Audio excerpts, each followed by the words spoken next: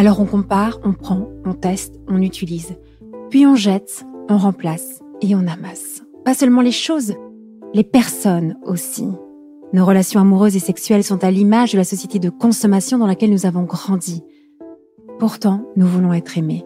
Être aimés durablement, être aimés pour ce que nous sommes. C'est notre désir le plus profond. Alors pourquoi y renoncer puisque c'est possible de le réaliser? Je suis Thérèse, la cofondatrice de SEM, et vous écoutez Love Care, le podcast de l'amour durable.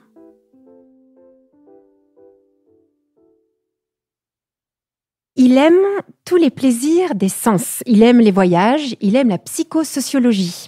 Jouer aux jeux de société, il aime le cinéma, il aime partager. Il aime aussi sa richesse d'avoir du temps libre, le vélo, la nature pour se ressourcer. Bonjour Claude. Bonjour Thérèse. Merci de venir me rejoindre à Paris, puisque tu vis à Noirmoutier à l'année, mais tu me disais pas très souvent puisque tu voyages beaucoup. Je suis là depuis début novembre, puisque je vivais au Québec depuis 5 ans. Mais avec le livre, je suis, on va dire, en tournée, une année de tournée. Donc un livre que tu viens de sortir, peux nous donner le sujet ? Oui, ça s'appelle Réenchanter. Alors entre parenthèses, c'est enchanter ou réenchanter son couple grâce à la méthode Imago, qui est sortie au mois de janvier aux éditions Erol. En 2 mots, la méthode Imago, tu la définirais comment, toi ?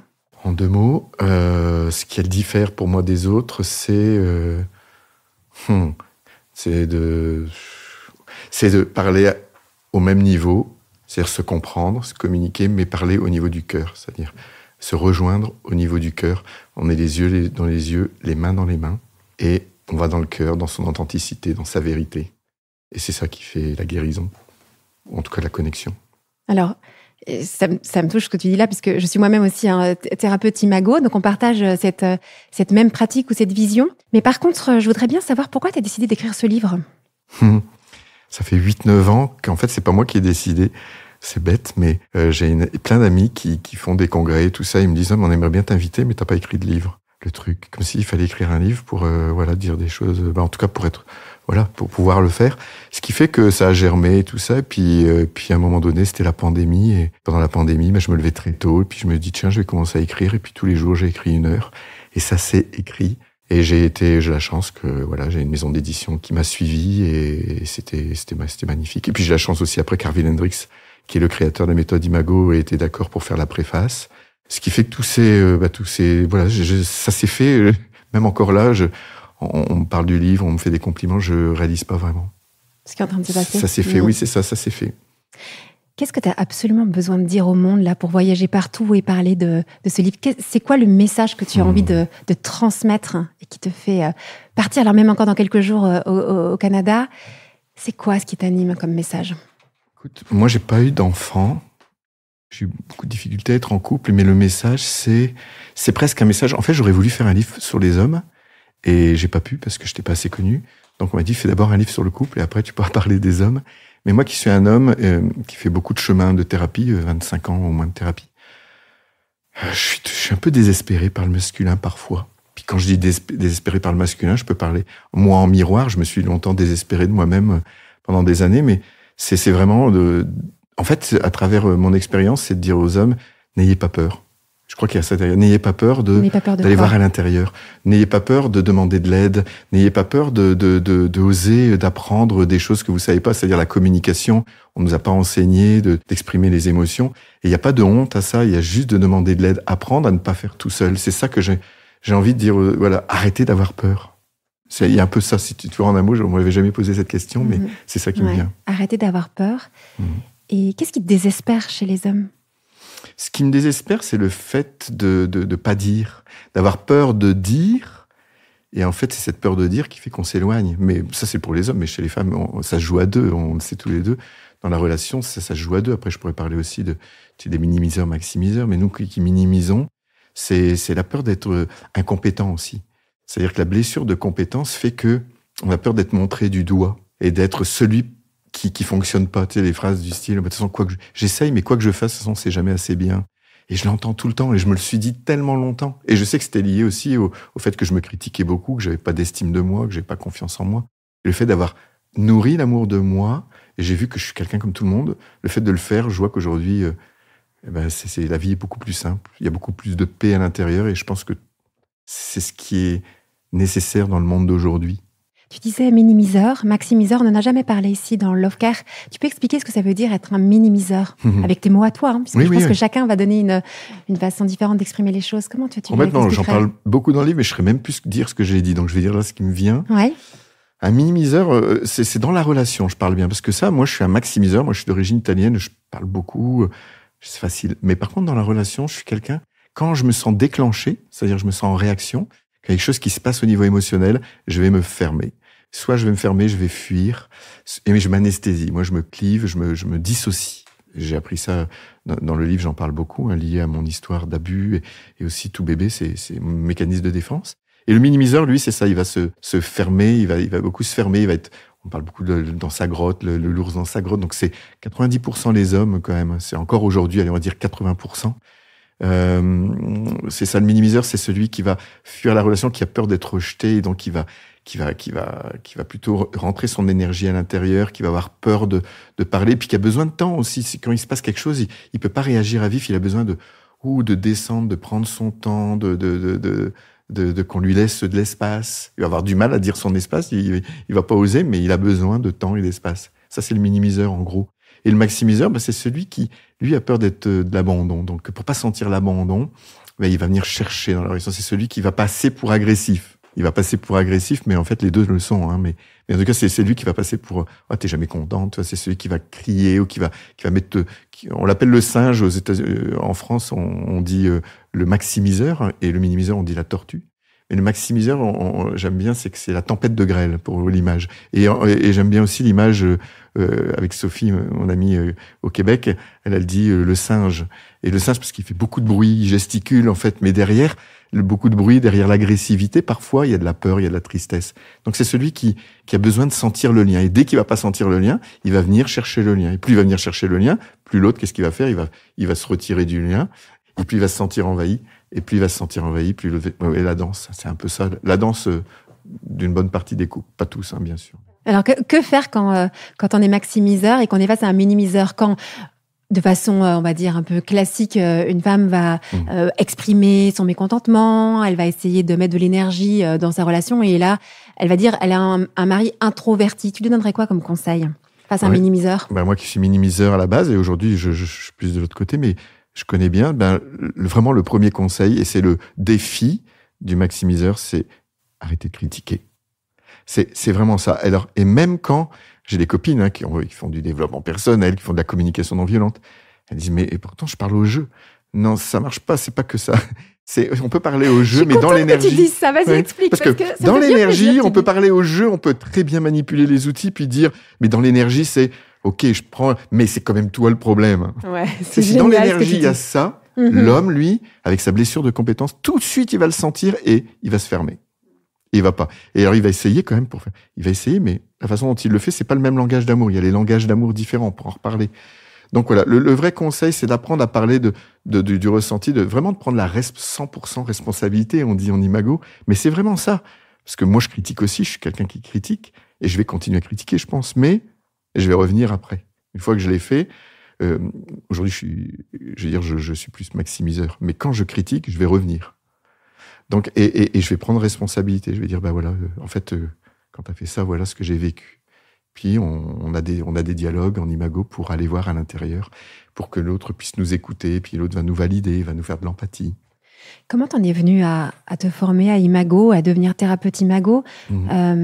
Parce que aujourd'hui, tu expliques tout ça très clairement. C'est quoi ton histoire ? Comment est-ce que, en un coup, tu es devenue thérapeute ? En fait, en 2006, ma compagne d'alors, Florence, elle me tire de force dans un stage. En fait, j'étais thérapeute transpersonnel. On était tous les deux dans le transpersonnel. Donc, t'es déjà thérapeute. Ta formation initiale, c'était la thérapie. T'étais psychologue. Non, j'étais professeur d'éducation physique, moi. D'accord. 20 ans prof d'éducation physique. Voilà, il n'y a pas eu que de la thérapie. Donc, 20 ans de professeur d'éducation physique. Et ensuite? Grave accident de moto, 1 an d'hôpital.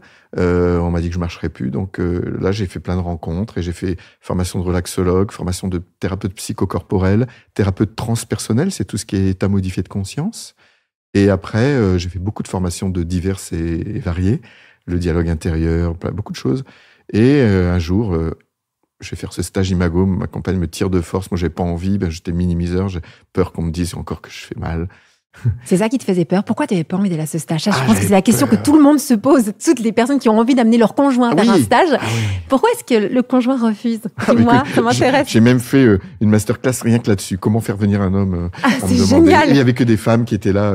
Et alors, c'était quoi ton conseil? Le conseil, c'est vraiment de parler de soi, c'est-à-dire dire pourquoi on a envie de mieux. Par exemple, j'ai envie de mieux communiquer avec toi. J'ai envie qu'on se comprenne. J'ai tellement envie de te comprendre. Ça, je vais l'entendre. Si on me dit, mais ça te fera tellement du bien, là, je vais vraiment pas l'entendre. Tu vois, c'est un exemple.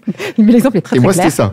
Et moi, c'était ça. C'est-à-dire que je savais qu'elle était en colère et puis qu'elle voulait me montrer que j'étais vraiment foireux dans la relation, quoi, en fait. Alors, j'y suis quand même allé parce que je voulais pas perdre la relation et puis que je savais que c'était le dernier recours. Et j'y suis allé. Écoute, c'était Eddie et Yumi Schleifer. Ça a été une révélation. J'ai eu des frissons quand j'ai entendu changer le monde d'un couple à la fois. Je sais pas, ça a été au-delà de moi. Et j'ai su que je voulais faire ça. Donc, à la fin de ce stage, j'ai voulu aller en thérapie Imago. Il y avait 0 thérapeute en France. 0. Donc, j'ai demandé à l'univers de me prévenir quand il y avait une formation que je voulais me former. Et c'est en Suisse que ça s'est fait en 2009. Et c'est ça qui a fait que, voilà. Et je savais que c'était pour moi. Dès que j'ai travaillé, 2 mois après, j'étais plein. Parce que c'était tellement évident. Ça répare pour moi, ça répare. Ça apprend à faire la paix à l'intérieur de soi. Et pour moi, quand on fait la paix à l'intérieur de soi, il n'y a plus de guerre. Il n'y a plus la guerre dans le couple, mais on peut mettre ça plus large. Moi, j'ai la croyance que si tout le monde, si à l'école, on parlait de ça, on ferait plus la guerre aujourd'hui, quoi. Attends, je veux rebondir là-dessus. Tu dis ça apprend à faire la paix à l'intérieur de soi, alors que c'est pas une thérapie individuelle. On y va en relation. Donc, comment est-ce que la relation, le couple, permet de faire la paix à l'intérieur de soi? Comment t'expliquerais ça, toi? Parce que dans les dialogues, on se rend compte que tous les conflits que l'on a avec le partenaire, et c'est une très bonne question, parce que ça me permet de faire ce lien-là, c'est lié à nos blessures et nos besoins non satisfaits de l'enfance. En fait, dès qu'on est déclenché dans la relation, c'est toujours lié à des besoins qui n'ont pas été satisfaits. Et donc, de prendre conscience que notre partenaire, c'est pas notre ennemi, que c'est juste quelqu'un qui a les mêmes blessures, mais qui les a protégées d'une manière complètement complémentaire et différente, opposée. C'est nos défenses qui se cognent. Donc, c'est de prendre conscience de ça, ça permet d'enlever si on voit notre cœur comme un oignon, ça permet vraiment de prendre la responsabilité, de voir qu'on fait juste des projections de choses qu'on a vécues enfant. Puis ça ouvre le cœur, une pelure à la fois. Et le fait d'ouvrir le cœur, on devient des partenaires avec l'autre. Et on apprend à être un bon parent, nous-mêmes, pour notre enfant à l'intérieur. Parce que c'est vraiment ça. C'est nos enfants qui réagissent à l'intérieur. Donc, mon partenaire va juste être un miroir, va m'aider, mais c'est pas lui qui va me réparer.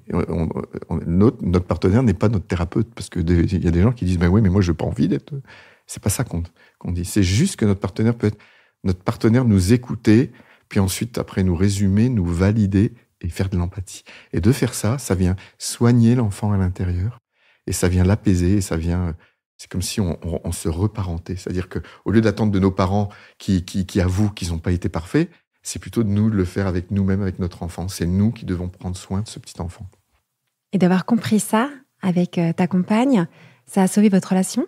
À ce moment-là, si on parle il n'y avait pas de thérapeute Imago en France, donc. Oui. Non, mais après le stage. En insécurité, après le stage, complètement, ça a été bien 3 semaines, parce que le stage permet d'être en lune de miel 3 semaines, mais si on ne fait pas les outils après, régulièrement, ça ne fonctionne pas. Quand tu dis si on ne fait pas les outils, tu veux dire si on ne dialogue pas régulièrement ensemble? On ne dialogue pas de façon sécurisée, parce que moi, j'ai tellement eu d'insécurité enfant, et elle aussi, en fait, on a découvert ça dans le stage, qu'on ne se sentait pas en sécurité, mais après, moi, dès qu'il y a des critiques et tout ça, s'il n'y a pas une tierce personne, je ne me sentais pas en sécurité, on s'est séparés. On s'est séparés, voilà. Ouais. Je pense que c'est aussi important de le relever, c'est-à-dire qu'il n'existe pas un stage magique où tu vas pendant 3 jours, tu découvres une façon de dialoguer et après c'est bon, c'est réglé, ça a sauvé ton couple. Parce que je pense qu'il y a quand même des personnes qui peuvent avoir un peu cette espèce de croyance un peu magique, tu vois. Tu dis que ça demande quand même un peu du travail, de se dire on se pose régulièrement pour dialoguer, sinon... Complètement. Je fais des stages de 4 jours. Je peux dire aux couples, les couples, déjà, c'est pas une thérapie, ce stage. Et on apprend des outils, mais les couples qui ont des problèmes de communication, qui ont envie d'améliorer leur relation, c'est pour eux. Les gens qui sont au bord de la séparation, on n'a pas de baguette magique. C'est-à-dire qu'on va leur donner les outils, mais s'il y a beaucoup d'insécurité qui s'est créée, beaucoup de distance qui s'est créée entre eux, le stage n'est pas suffisant. Mais souvent, après le stage, je le dis dans le stage, si vous avez des difficultés, si vous vous sentez pas en sécurité, ne continuez pas parce que vous allez vous faire mal. Venez voir un thérapeute imago. Parce que nous, on va compléter, on va aller plus parce que dans les stages, on s'occupe pas de un couple. On leur apprend on va les aider, mais on reste pas avec eux tout le temps. On ouvre à une philosophie de vie, quoi. On ouvre à des perspectives, une façon d'être. Pour moi, c'est une façon d'être dans la vie. Moi, ça a changé ma vie parce que ça a changé l'intérieur et aussi comment communiquer. Ça, c'est vrai. Je peux te poser une question intime, tu n'es pas obligé d'y répondre. C'est comment à vivre pour toi le fait des thérapeutes de couple et d'avoir eu cette rupture-là, peut-être qu'il y en a eu d'autres, mais comment est-ce que tu le vis ça, le fait que tu aies ces outils, cette compréhension et que tu l'enseignes partout alors que tu as eu cette rupture. Et je te pose la question, parce que moi, c'est pas un secret, j'ai vécu aussi un divorce, mais j'aimerais bien savoir comment toi tu vis ça, si c'est pas indiscret. Ah non, mais j'en parle dans les conférences, j'ai aucun problème. Moi, j'étais au Québec faire un petit doctorat de psychosociologie. Et quand on rentre en psychosocio, on nous dit « Vous enseignez ce que vous avez le plus besoin d'apprendre ». Je garde ça. Vous enseignez ce que vous avez le plus besoin d'apprendre. Je préfère ça qu'au cordonnier le plus mal chaussé parce que c'est un peu négatif. Tandis que là, je cherchais ça. Moi, je sais pas ce que c'est que le couple. Mes parents, ils le savent. Ils m'ont dit eux-mêmes, ils m'ont dit « C'est dommage que tu sois thérapeute de couple parce que tu as vu tes parents s'insulter tous les jours. » Ça fait 57 ans qu'ils sont mariés, ils sont toujours ensemble, ils s'insultent. Mais quand je dis insulter, ils s'insultent. Ils ne savent pas faire autrement. Et moi, j'ai vu ça, imaginons. Donc moi, le couple, c'est une énigme. Donc, moi, le couple, c'était impossible jusqu'à cette date-là. Et je me suis dit à ce moment-là, peut-être qu'un jour, je vivrai le couple. Encore aujourd'hui, c'est difficile pour moi parce que quand on est thérapeute de couple, je vois vite, et si la personne ne veut pas faire le chemin avec moi, alors c'est moi qui l'ai pas voulu le faire pendant des années, mais aujourd'hui, si j'ai une partenaire qui a pas envie, puis moi j'ai envie aussi d'animer, j'ai envie de faire des choses, c'est différent d'être en couple à 20 ans et à 50 ans aussi. Hein. Mais aujourd'hui, moi je sais ce dont j'ai envie, besoin, et c'est vrai qu'il y a plus d'exigences, et c'est pas plus facile pour moi que n'importe qui. Par contre, je l'ai mal vécu en France, parce qu'en France, d'être un thérapeute de couple, pas en couple longue durée, c'est toujours les questions qui reviennent. Mais t'es en couple alors, mais pourquoi t'es pas en couple? Là, au Québec, on pose jamais cette question. Donc là-bas, jamais on m'a posé la question si j'étais en couple, tu vois, par exemple. Est-ce que t'as une explication à cela? Pourquoi est-ce qu'en France, on pose la question plus systématiquement et moins aux États-Unis? Déjà, on est plus... Les États-Unis et Canada, enfin, la culture américaine, quoi. Oui, on est très méfiant et aussi on aime bien de poser des questions, on aime bien comprendre. C'est ça. La différence, c'est comprendre. On a une culture aussi, hein, les Québécois, ils ont un peu peur même de nous à cet endroit-là. Des fois, ils trouvent qu'on est très mental, on aime bien débattre, on aime bien tout le temps critiquer. Et eux, ils n'aiment pas le conflit, ce qui pose d'autres problèmes. Hein. Mais c'est ça ce que oui, c'est ça, c'est que je suis pas crédible. Les gens ont besoin de se sentir en sécurité. C'est comme si j'étais pas crédible. Si moi, c'est pareil, si j'accompagne les gens qui ont le cancer, il faudrait que j'ai le cancer, je sais pas. Ça, c'est des croyances. On a beaucoup de croyances limitantes. Moi, c'est comme ça que je l'analyse. Mais aujourd'hui, c'est plus un problème. Ça me posait problème parce que j'avais pas confiance en moi. Et je pensais que j'étais un vilain petit canard. Je pensais que j'étais pas quelqu'un de bien pendant des années. Donc, il a fallu beaucoup que je travaille sur l'estime de moi. Le fait d'aller au Québec m'a beaucoup aidé aussi. Et c'est vrai qu'aujourd'hui, ça me pose aucun problème qu'on me pose cette question ou même qu'on me juge. Je m'en fous. Je sais que mon travail, ce que je fais, je sais. Mes compétences ne sont pas liées à ça. Et puis après, voilà. Ouais. C'est vrai que c'est l'idée de pas crédible. Si notre énergie, notre activité est là pour réparer la relation, alors qu'on peut, qu'on a des difficultés à nous-mêmes vivre la relation sur du temps long. Tu crois encore, toi, à l'amour durable? Oui, je crois à l'amour durable. Et après, mais la question, c'était toujours qu'est-ce qu'on veut. J'aime bien parce que ce que tu me dis là, je vais dire des choses que j'ai jamais dites, mais tu vois, pendant longtemps, j'ai cherché à être en couple. Je suis thérapeute de couple, il faut être en couple. C'est comme s'il fallait être en couple. Et puis, cette pression-là fait que, bien sûr, ça marchait pas. Pour moi, le couple, ça devrait être la dernière étape. Moi, j'ai envie de partager, j'ai envie d'être en relation. Et après, si ça devient un couple, c'est super, mais on devrait aller dans l'ordre. Et moi, aujourd'hui, j'apprends à aller dans cet ordre-là. Et si ça dure très longtemps, c'est super. Mais je veux dire, c'est la tête, ça. C'est pas l'instant présent. Et le but, c'est de vivre la relation. Si on est toujours dans « il faut que ça soit comme ça, il faut que ça soit comme ça », pour moi, ça marche pas. Donc aujourd'hui, le fait de lâcher la pression et surtout de ne plus avoir d'attente, c'est ça qui libère. C'est-à-dire j'ai des envies, j'ai des besoins, mais j'ai plus d'attente. Si j'ai une attente, je vais être déçu. Et donc, pour répondre à ta question par rapport au couple long, oui, j'y crois si et seulement si, j'ai envie de dire comme en maths, on disait, Et je le vois dans les couples que j'accompagne, les couples qui fonctionnent et qui durent, et ceux que j'accompagne depuis 13 ans, ou j'accompagne pas, mais que je revois après pas mal d'années, c'est des couples qui font les dialogues, qui se reconnectent régulièrement, une fois par semaine au moins, et ils font un dialogue de cœur à cœur. Et ces couples-là, oui, parce que là, tu chemines ensemble, et il y en a pas un qui s'éloigne, tu vois, il y en a un qui continue, non, tu chemines ensemble. Et j'y crois, juste, c'est ça. Et mais après, j'y crois, mais si on se dit, on va rester ensemble tout le temps, ça marche pas comme ça. C'est ce que j'en ai envie. Tu vois, il y a un exercice qui s'appelle la vision du couple. Hein, tu connais. Et la vision du couple, pour moi, ça devrait se faire tous les ans. C'est tous les ans. C'est quoi ma vision pour ces 5 prochaines années, même pour l'année prochaine avec toi? Parce qu'il y a des choses qu'on a mis l'année dernière qui sont plus au goût du jour. Donc c'est important de réactualiser. Tu vois, le couple, c'est comme ça, on s'aime, donc tout va bien. Le couple, c'est une décision. Le couple, et c'est comme l'amour. L'amour, c'est une énergie. C'est pas un sentiment pour moi. C'est l'énergie d'amour, elle existe tout le temps. Mais si on la fait pas circuler, si on se connecte pas, on perd cette énergie d'amour. On n'arrive plus à la faire circuler dans notre relation. Donc pour moi, le but, si on la fait circuler, si on est créatif, si on prend du temps, parce que pour moi, ça prend du temps. J'ai pas toujours donné du temps aussi, je le reconnais. Mais si on prend du temps, on peut aller là où on a envie d'aller. Mais ce qui est important, c'est toujours de vérifier avec le partenaire et d'oser lui dire, là, je me sens moins proche de toi. Je sens que j'ai du désir ailleurs. Est-ce qu'on peut en parler? C'est pas parce que j'ai du désir ailleurs que je vais aller voir ailleurs. Mais qui ose... Là, on parle, mais il y a très peu de gens qui font ça. Voilà, pour moi, la clé, si on veut vraiment durer longtemps, c'est ça. Quand tu as dit, je voulais pendant des années être en couple, ça a fait écho à tous les célibataires que je rencontre. Moi, je fais des stages pour les célibataires, puis je vois beaucoup en consultation, et qui ont souvent ce désir d'être en couple. Qu'est-ce que tu leur répondrais, toi? Qu'est-ce que tu aurais envie de leur suggérer? Je les comprends. C'est quoi derrière? C'est pourquoi ils ont envie d'être en couple et qu'est-ce qu'ils veulent? Alors, c'est quoi le couple pour eux? Parce que il y a 50 ans, il y avait une forme de couple, j'ai envie de dire presque.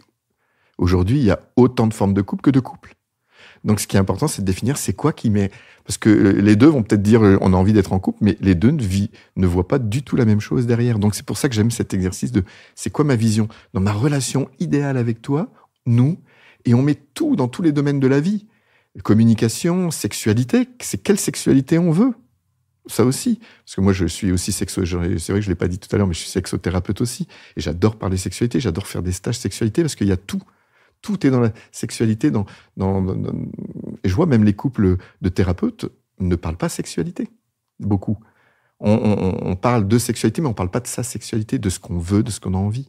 Et pour moi, c'est ça que j'ai envie de dire aux gens qui veulent être en couple, c'est déjà de savoir c'est quoi pour eux être en couple. Est-ce que c'est avoir des enfants? Est-ce que c'est juste passer des moments ensemble, d'être ensemble? Et puis, c'est quoi? Moi, je vois, je pose souvent la question au couple, c'est différent pour chaque couple aujourd'hui. Donc, avant d'être en couple, c'est qu'est-ce que j'ai envie de vivre en tant qu'amoureux et toi en tant que mon amoureuse? Qu'est-ce que j'ai envie de vivre avec toi? Et qu'est-ce qu'on peut vivre aussi de beau, d'intéressant quand on est célibataire?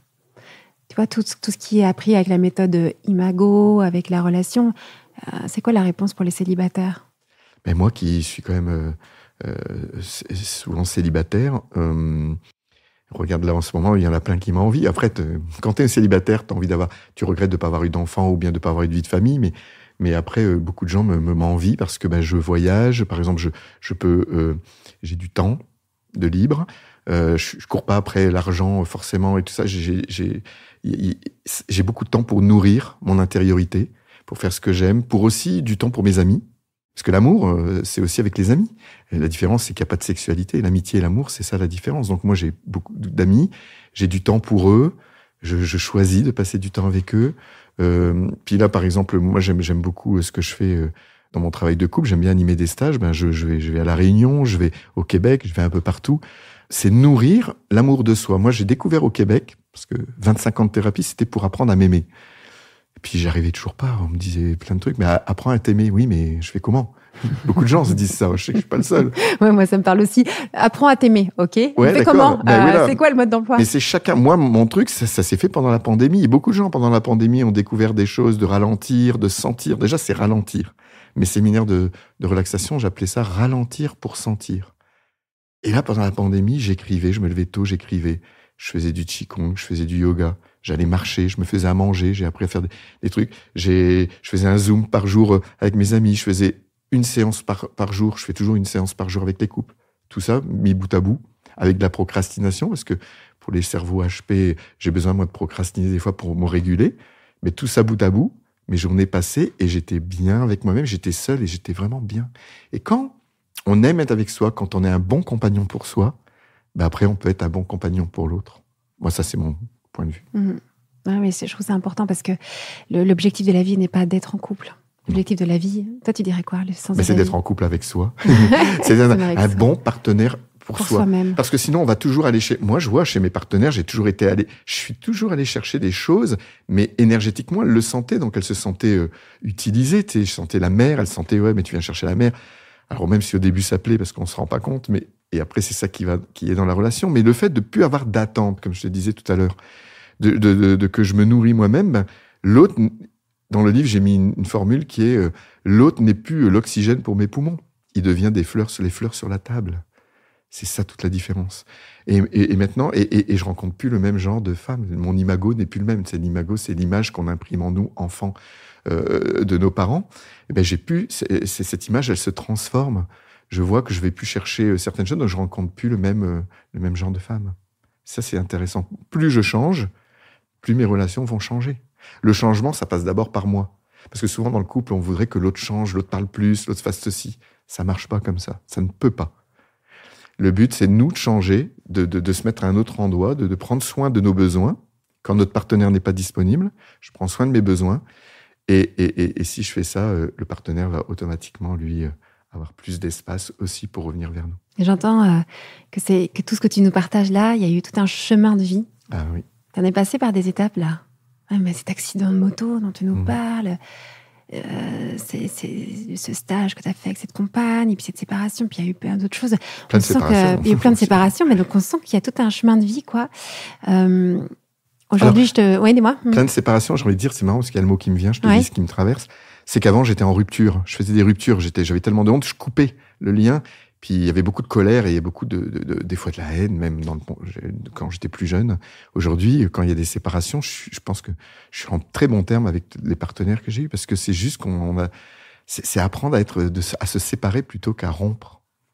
À rompre, on coupe et on se coupe de soi aussi. Tandis que la séparation, c'est quelque chose de plus doux et de plus conscient. C'est ça aussi, mon travail, c'est de mettre de la conscience et de la reliance, de la conscience et de l'empathie. Tu le fais aussi, ça, toi, d'accompagner des couples qui sont vers un chemin de séparation? Ah oui, beaucoup. C'est pas mal, hein. C'est beau ce qui se passe, non? Très beau. On a des outils en plus qui sont très beaux pour accompagner ça. Et c'est très beau quand les couples ont le courage. Je vois qu'il n'y en a pas beaucoup parce que ça demande de dire des choses. Tu sais, de dire adieu à tout ce qu'on a aimé, de dire adieu aussi à ce qu'on n'a pas aimé.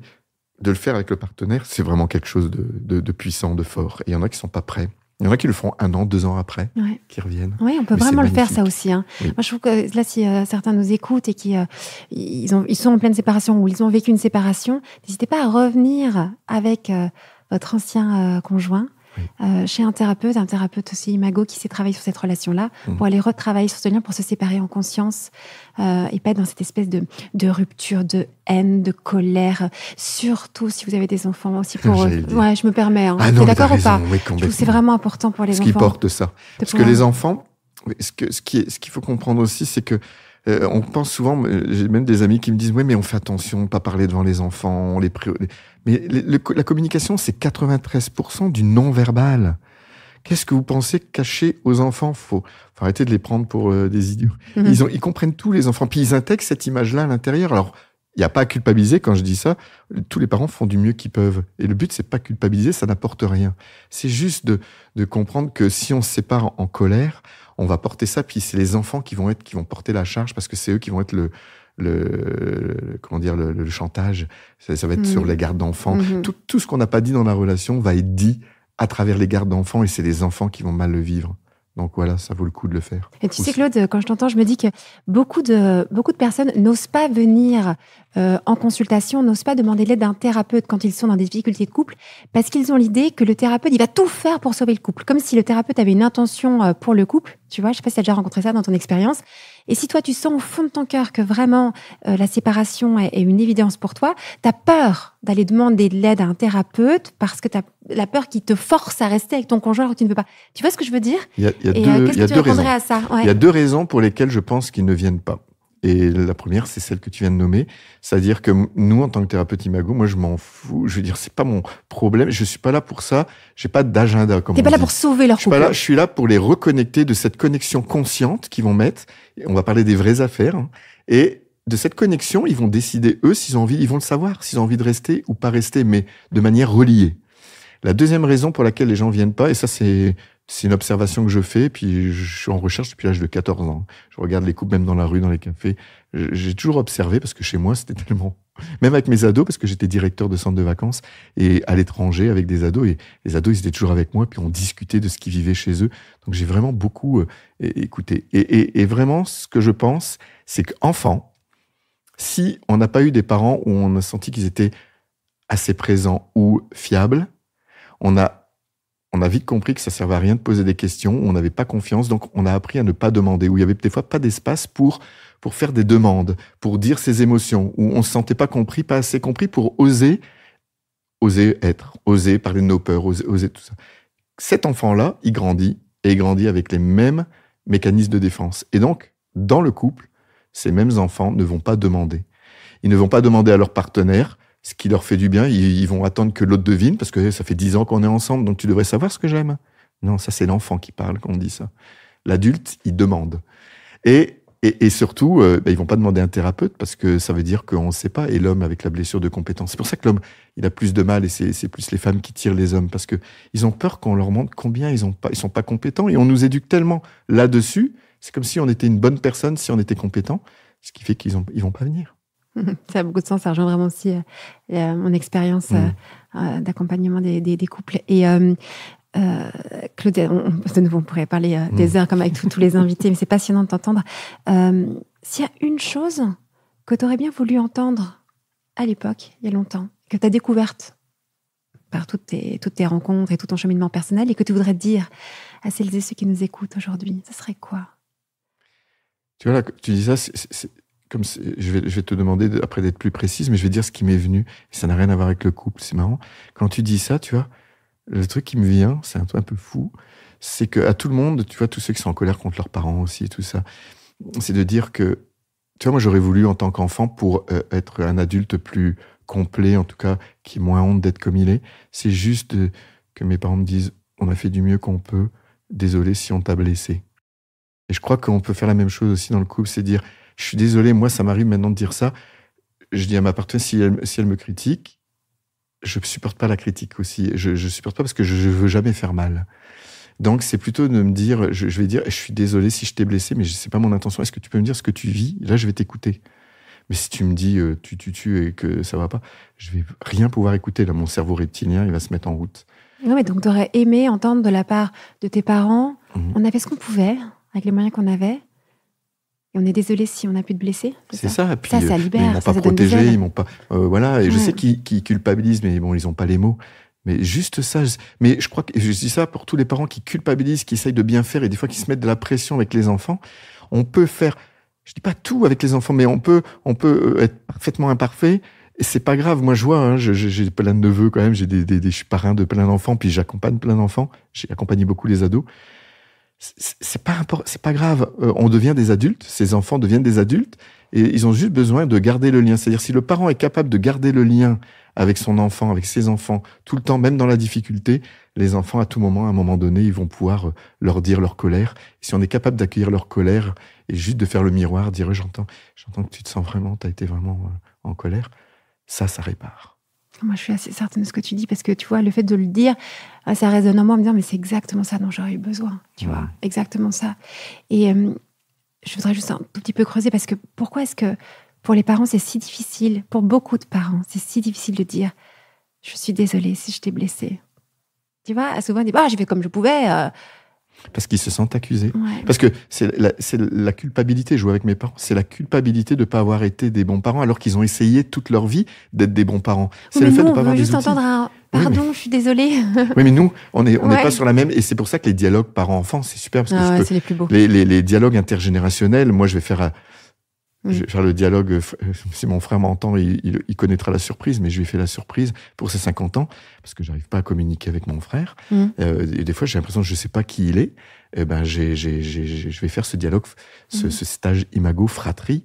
pour mieux comprendre. Fratrie, il y a aussi fratrie. Il y a aussi parents-enfants. Oui. Donc sachez-le, si vous nous écoutez là, qu'on peut vraiment utiliser tous ces outils Imago pour parler entre les parents et les enfants. Moi, j'ai eu l'occasion d'accompagner pas mal de, on le fait encore, mais donc des parents avec leurs enfants. Pour moi, c'est les plus beaux dialogues au monde. Oui. Je pleure systématiquement. Moi aussi. C'est d'une puissance infinie. C'est incroyable. Quand tu vois un père qui dit à son fils, à son ado, justement, je pleure. Je te demande pardon. Moi, je suis... ça m'émeut, mais ça me submerge d'émotion. C'est tellement beau. En fait, pour moi, c'est l'amour à l'état parfait. Tu vois ce que je veux dire? Tu le touches là, à ce moment-là. Et comme tu l'expliques très bien, quand on a une relation conjugale, un couple, on va revenir sur son histoire d'enfant. Oui, on va souvent avoir beaucoup d'émotions quand on va reparler de ses parents. Mais c'est pas la même chose que quand tu parles directement à ton père ou directement avec ta mère. Là, il y a un truc. Ben oui, parce qu'on vient. Mais moi, je fais des fois en coaching individuel, je fais 3 séances. Je fais jamais plus que 3 pour savoir quel partenaire on est aussi. Qu'est-ce qui bloque? Donc, je fais le dialogue parent-enfant. Ah oui. Je joue le parent. Tu joues le parent. Ouais. Et là, la personne, elle, face à elle, elle voit toutes les projections qu'elle fait sur les partenaires. C'est tout le temps lié à ça. Oui, mais ça veut dire que pour tous les parents qui nous écoutent, on n'attend pas de nos parents qu'ils soient parfaits. Ah non. On attend juste qu'ils puissent nous écouter et puis parfois nous demander pardon, de reconnaître que parfois ils nous blessent. C'est ce pardon qui nous libère. Cette demande de pardon, cette démarche un peu d'humilité, quoi. Juste, je fais comme je pouvais. C'est ça, l'humilité. Je suis désolée de t'avoir blessé. Mais ça demande d'aller dans le monde de l'autre. Ça me touche quand tu dis ça. Je me dis, mais c'est exactement ça. Moi, je reçois ces paroles, c'est bon, je suis une autre femme. Après, il faut savoir comment tu fais quand tu les reçois pas de tes parents. Tu donnerais quoi comme conseil?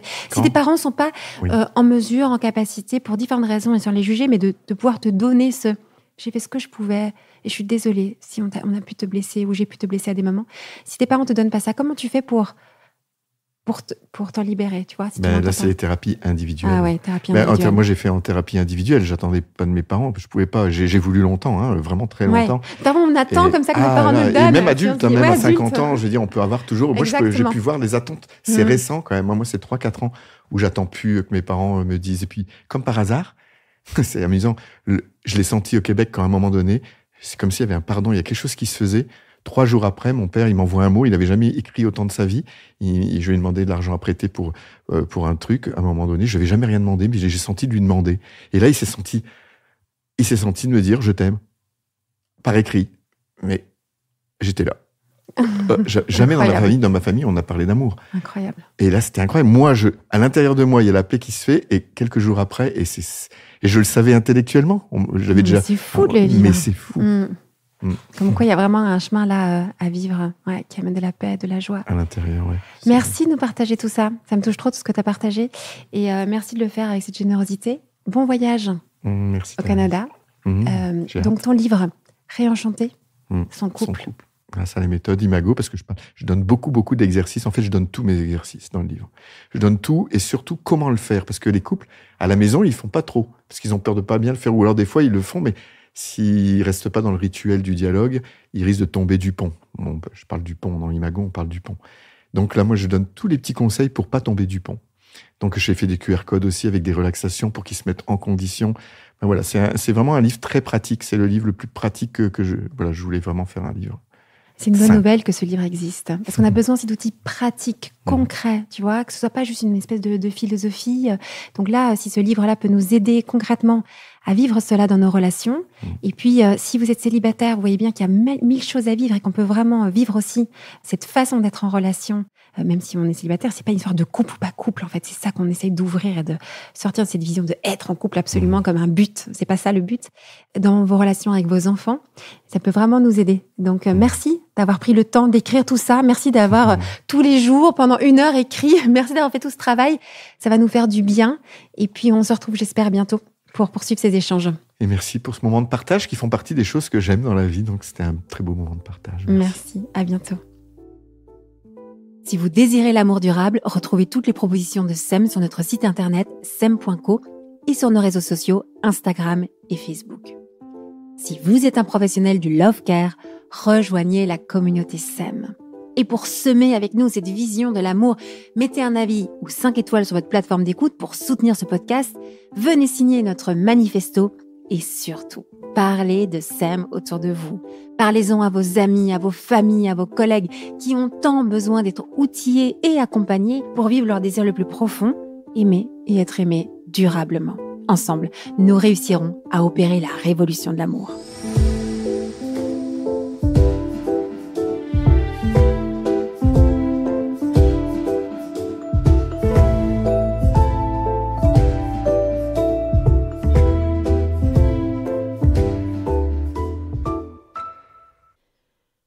Vous n'arrivez pas à avoir de plaisir sexuel. Vous avez des problèmes d'érection. Vous avez des douleurs lors des rapports. Le sexe peut provoquer en vous du dégoût ou de la gêne.